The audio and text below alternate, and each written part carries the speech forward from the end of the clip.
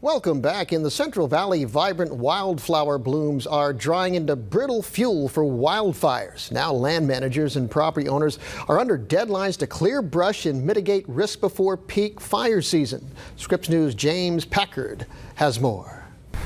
You know, when the editors say you're going to be reporting from the field, sometimes they literally mean a field. Because that's what this story is here in California. The story of these grasses, a super bloom turned super fuel. As the beauty of California's wildflowers start to fade, what's left behind is what could be a big contributor to wildfire season.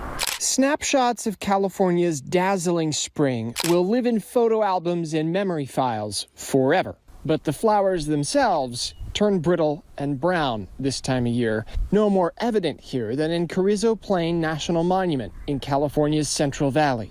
I grew up out in the Carrizo and I've worked for the Bureau of Land Management for over 30 years. Jonna Hurl knows this grassland well. These plains have been her home all her life. Now she manages them for the Department of the Interior. This year, their vibrant colors called the masses, flocking to her corner of the world from everywhere. From all over the United States, as well as we had some people from Korea. There was satellite photos showing that you could see it from space, so that always intrigues people as well. The flowers found their lifeblood in California's wildly wet winter, one of the upsides to the state's destructive season. We ended the drought in California. We filled up the water supply.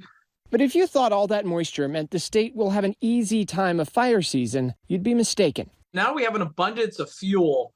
And so even though we have wet trees and wet soil, we still have the potential later this summer to have a lot of smaller wildfires, a lot of grass fires, and those can be dangerous.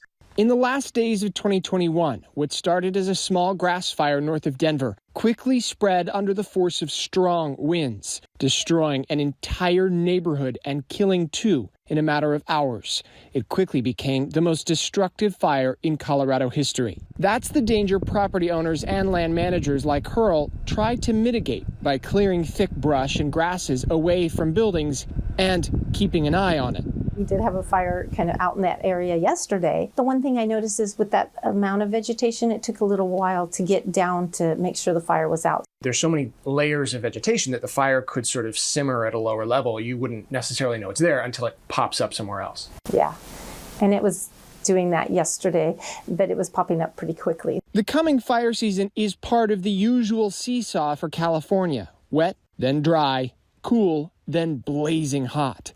A cocktail of extremes in a state used to the pressure cooker, but preparing for more. With some of the climate extremes and changes that are ongoing, not just in California, but globally, the projections are be prepared for more severe conditions.